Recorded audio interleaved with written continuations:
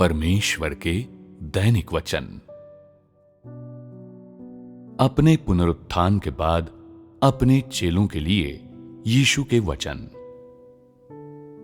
यूहन्ना अध्याय 21 पद संख्या 16 से 17। उसने फिर दूसरी बार उससे कहा, हे शमौन, यूहन्ना के पुत्र, क्या तू मुझसे प्रेम रखता है? उसने उससे कहा, हां प्रभु, तू जानता है कि मैं तुझसे प्रीति रखता हूं। उसने उससे कहा, मेरी भेड़ों की रखवाली कर। उसने तीसरी बार उससे कहा, हे शमौन, यूहन्ना के पुत्र, क्या तू मुझसे प्रीति रखता है? पतरस उदास हुआ कि उसने उससे तीसरी बार ऐसा कहा, क्या तू मुझसे प्रीति रखता है? और उससे कहा, हे प्रभु, तू तो सब कुछ जानता है। तू ये जानता है कि मैं तुझसे प्रीति रखता हूं। यीशु ने उससे कहा, मेरी भेड़ों को चरा। इस वार्तालाप में प्रभु यीशु ने बार बार पतरस से एक बात पूछी, हे शमौन, यूहन्ना के पुत्र, क्या तू मुझसे प्रेम रखता है? ये वो उच्चतर मानक है जिसकी प्रभु यीशु अपने पुनरुत्थान के बाद पतरस जैसे लोगों से अपेक्षा करता है, जो वास्तव में मसीह पर विश्वास करते हैं और प्रभु से प्रेम करने का प्रयत्न करते हैं। ये प्रश्न एक प्रकार की जांच और पूछताछ थी, परंतु इससे भी अधिक ये पतरस जैसे लोगों से एक मांग और एक अपेक्षा थी। प्रभु यीशु ने पूछताछ करने के इस तरीके का उपयोग किया ताकि लोग अपने बारे में विचार करें और अपने भीतर झांकें और पूछें, प्रभु यीशु की लोगों से क्या अपेक्षाएं हैं? क्या मैं प्रभु से प्रेम करता हूं? क्या मैं ऐसा व्यक्ति हूं जो प्रभु से प्रेम करता है? मुझे प्रभु से कैसे प्रेम करना चाहिए? भले ही प्रभु यीशु ने यह प्रश्न केवल पतरस से पूछा हो, परंतु सच्चाई यह है कि अपने हृदय में वो पतरस से पूछने के इस अवसर का उपयोग इसी प्रकार का प्रश्न परमेश्वर से प्रेम करने के इच्छुक अधिक लोगों से पूछने के लिए करना चाहता था। बस पतरस धन्य था जो इस प्रकार के व्यक्तियों के प्रतिनिधि के रूप में कार्य कर पाया, जिससे स्वयं प्रभु यीशु द्वारा अपने मुंह से ये पूछताछ की गई। निम्नलिखित वचनों की तुलना में जो अपने पुनरुत्थान के बाद प्रभु यीशु ने थोमा से कहे थे, अपनी उंगली यहां लाकर मेरे हाथों को देख और अपना हाथ लाकर मेरे पंजर में डाल, और अविश्वासी नहीं परंतु विश्वासी हो, उसका पतरस से 3 बार ये पूछना, हे शमौन, यूहन्ना के पुत्र, क्या तू मुझसे प्रेम रखता है? लोगों को प्रभु यीशु के रवैये की कठोरता और पूछताछ करने के दौरान उसके द्वारा महसूस की गई अत्यावश्यकता को बेहतर ढंग से महसूस कराता है। जहां तक शंकालु, धोखेबाज प्रकृति के थोमा की बात है, प्रभु यीशु ने उसे अपना हाथ बढ़ाकर अपने शरीर पर कीलों के निशान छूने दिए, जिसने उसे विश्वास दिलाया कि प्रभु यीशु मनुष्य का पुत्र है जो पुनरुत्थित हुआ है, और उससे मसीह के रूप में प्रभु यीशु की पहचान स्वीकार कराई।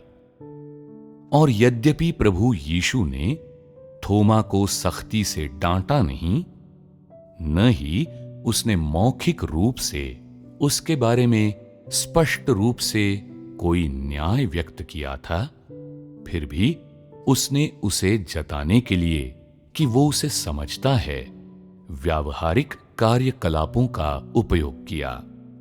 साथ ही उसने उस प्रकार के व्यक्ति के प्रति अपने रवैये और निश्चय को भी प्रदर्शित किया। उस प्रकार के व्यक्ति से प्रभु यीशु की मांगों और अपेक्षाओं को, जो कुछ उसने कहा था, उसके आधार पर देखा नहीं जा सकता, क्योंकि थोमा जैसे लोगों में सच्चे विश्वास का एक टुकड़ा भी नहीं होता। उनके लिए प्रभु यीशु की मांगें केवल इतनी ही होती हैं, लेकिन पतरस जैसे लोगों के प्रति उसके द्वारा प्रकट किया गया रवैया बिल्कुल भिन्न था। उसने पतरस से यह अपेक्षा नहीं की कि वो अपना हाथ बढ़ाए और उसके कीलों के निशानों को छुए। न ही उसने पतरस से ये कहा, अविश्वासी नहीं परंतु विश्वासी हो। इसके बजाय उसने बार बार पतरस से एक ही प्रश्न पूछा। वो प्रश्न विचारोत्तेजक और अर्थपूर्ण था। ऐसा प्रश्न जो मसीह के प्रत्येक अनुयायी को ग्लानि और भय ही महसूस नहीं कराएगा, बल्कि प्रभु यीशु की चिंतित, दुखित मनोदशा भी महसूस कराए बिना नहीं रहेगा। और जब वे अत्यधिक पीड़ा और कष्ट में होते हैं, तब वे प्रभु यीशु की चिंता और परवाह को और अधिक समझ पाते हैं। वे उसकी ईमानदार शिक्षाओं और शुद्ध ईमानदार लोगों से उसकी कड़ी अपेक्षाओं को समझते हैं। प्रभु यीशु का प्रश्न लोगों को ये एहसास कराता है कि इन सरल वचनों में प्रकट प्रभु की लोगों से अपेक्षाएं मात्र उसमें विश्वास करने और उसका अनुसरण करने के लिए नहीं हैं, बल्कि अपने प्रभु और अपने परमेश्वर से प्रेम करते हुए प्रेम प्राप्त करने के लिए हैं। इस प्रकार का प्रेम परवाह करना और आज्ञा पालन करना होता है।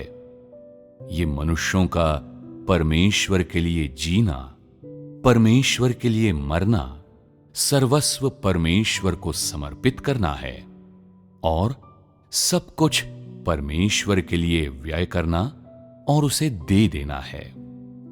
इस प्रकार का प्रेम परमेश्वर को आराम देना, उसे गवाही का आनंद लेने देना और उसे चैन से रहने देना भी है। ये मानव जाति की परमेश्वर को चुकौती, उसकी जिम्मेदारी, दायित्व और कर्तव्य है, और ये वो मार्ग है जिसका अनुसरण मानव जाति को जीवन भर करना चाहिए।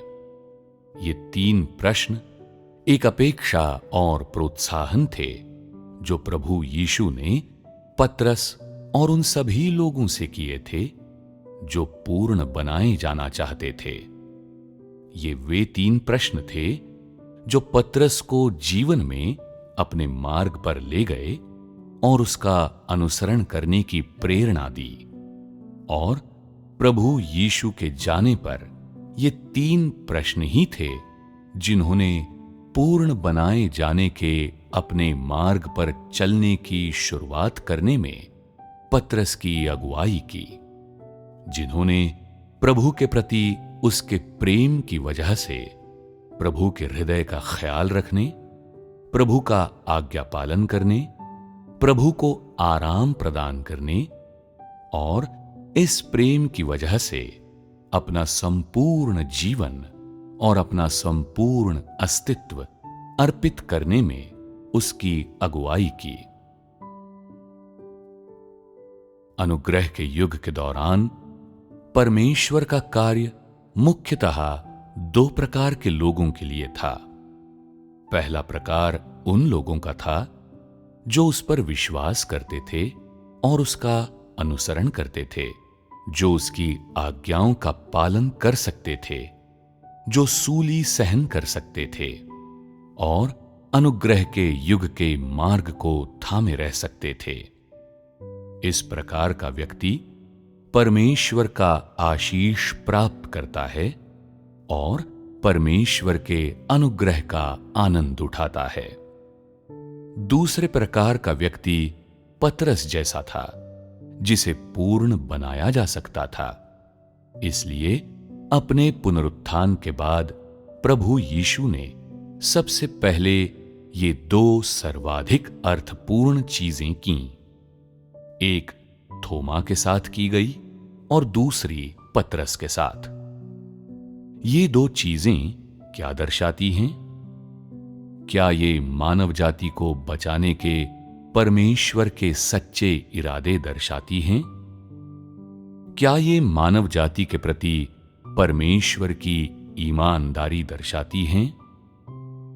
उसके द्वारा थोमा के साथ किया गया कार्य लोगों को चेतावनी देने के लिए था कि वे शंकालु न बने, बल्कि केवल विश्वास करें।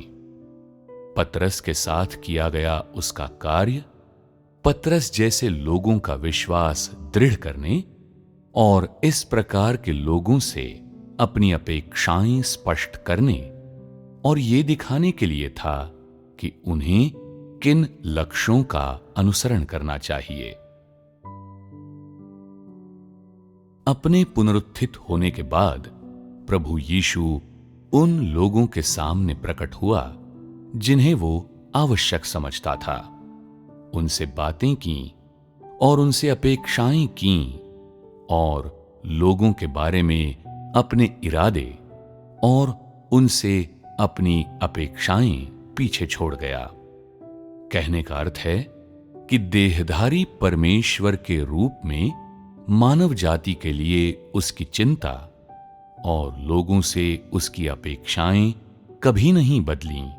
जब वो देह में था तब और सलीब पर चढ़ाए जाने और पुनरुत्थित होने के बाद जब वो आध्यात्मिक देह में था तब भी वे एक जैसी रहीं। सलीब पर चढ़ाए जाने से पहले वो इन चेलों के बारे में चिंतित था और अपने हृदय में वो हर एक व्यक्ति की स्थिति को लेकर स्पष्ट था और वो प्रत्येक व्यक्ति की कमियां समझता था और निस्संदेह अपनी मृत्यु, पुनरुत्थान और आध्यात्मिक शरीर बन जाने के बाद भी प्रत्येक व्यक्ति के बारे में उसकी समझ वैसी थी जैसी तब थी जब वो देह में था। वो जानता था कि लोग मसीह के रूप में उसकी पहचान को लेकर पूर्णतः निश्चित नहीं थे, किंतु देह में रहने के दौरान उसने लोगों से कठोर मांगी नहीं की, परंतु पुनरुत्थित हो जाने के बाद वो उनके सामने प्रकट हुआ और उसने उन्हें पूर्णतः निश्चित किया कि प्रभु यीशु परमेश्वर से आया है और वो देहधारी परमेश्वर है और उसने अपने प्रकटन और पुनरुत्थान के तथ्य का उपयोग मानव जाति द्वारा जीवन भर अनुसरण करने हेतु सबसे बड़े दर्शन और अभिप्रेरणा के रूप में किया। मृत्यु से उसके पुनरुत्थान ने न केवल उन सभी को मजबूत किया जो उसका अनुसरण करते थे, बल्कि उसने अनुग्रह के युग के उसके कार्य को मानव जाति के बीच अच्छी तरह से कार्यान्वित कर दिया और इस प्रकार अनुग्रह के युग में प्रभु यीशु द्वारा किए जाने वाले उद्धार का सुसमाचार धीरे धीरे मानव जाति के हर छोर तक पहुंच गया। क्या तुम कहोगे कि पुनरुत्थान के बाद प्रभु यीशु के प्रकटन का कोई महत्व था? उस समय यदि तुम थोमा या पतरस होते और तुमने अपने जीवन में इस एक चीज का सामना किया होता जो इतनी अर्थपूर्ण थी, तो इसका तुम्हारे ऊपर किस प्रकार का प्रभाव पड़ता? क्या तुमने इसे परमेश्वर पर विश्वास करने के अपने जीवन के सबसे बेहतरीन और सबसे बड़े दर्शन के रूप में देखा होता? क्या तुमने परमेश्वर को संतुष्ट करने का प्रयत्न करते हुए और अपने जीवन में परमेश्वर से प्रेम करने का प्रयास करते हुए इसे परमेश्वर का अनुसरण करने की एक प्रेरक शक्ति के रूप में देखा होता? क्या तुमने इस सबसे बड़े दर्शन को फैलाने के लिए जीवन भर का प्रयास व्यय किया होता? क्या तुमने प्रभु यीशु द्वारा उद्धार का सुसमाचार फैलाने को परमेश्वर की आज्ञा के रूप में लिया होता? भले ही तुम लोगों ने इसका अनुभव नहीं किया है, फिर भी आधुनिक लोगों द्वारा परमेश्वर और उसकी इच्छा की एक स्पष्ट समझ प्राप्त करने के लिए थोमा और पतरस के 2 उदाहरण काफी हैं।